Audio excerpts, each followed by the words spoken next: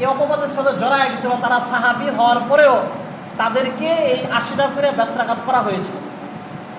এটা হলো অপবাদকারীদের ইসলামী শরিয়ার বিধান।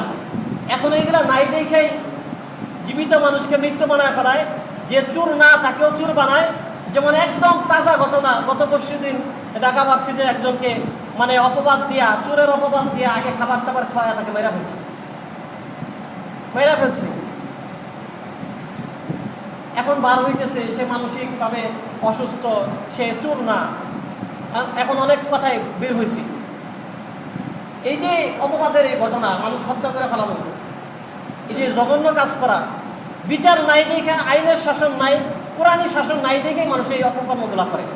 যদি কোরআনী শাসন থাকতো, আইনগুলা আমাদেরকে যারা, বিশেষ করে আমাদের ভারতীয় উপমহাদেশের যারা মুসলমানদেরকে যারা 200 বছর গোলাম বানায় রাখছিল ব্রিটিশ, ওই ব্রিটিশ আইন বাদ দিয়া যদি কোরআনের আইন দিয়া আইন ব্যবস্থাটা চালু হইতো এবং প্রতিষ্ঠা হইতো শাসন ব্যবস্থা, তাইলে আর মানুষ এই গুনাহ করার, অন্যায়ভাবে অপবাদ দিয়া মানুষকে পিটায় মাইরা ফেলানোর মতো দুঃসাহস কেউ করতো না।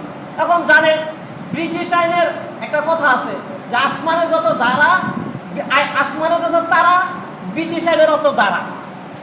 দেখবেন এইখানে বিচার হয়, হাইকোর্ট যায়, সুপ্রিম কোর্ট যায়, যাইতে 20 বছর 50 বছর চলে যায়, বিচার হওয়ার কোনো খবরই থাকে না। আর যদি টাকা পয়সা কিছু থাকে, পাওয়ার থাকে, তাইলে তার কোনো বিচারই নেই, তার কোনো আইনই নেই।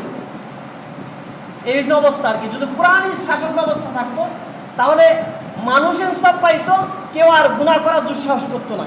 মুহতারাম হাজিরিন, অপবাদ দেওয়া এটা একটা জঘন্যতম কবিরা গুনাহ এবং এর দ্বারা অনেক ধরনের সামাজিক বিশৃঙ্খলারও সৃষ্টি হয়। আল্লাহ সুবহানাহু ওয়া তাআলা যেন আমাদেরকে অপবাদ থেকে, অপবাদের কবিরা গুনাহ থেকে বেঁচে থাকার তৌফিক আল্লাহ তাআলা দান করে।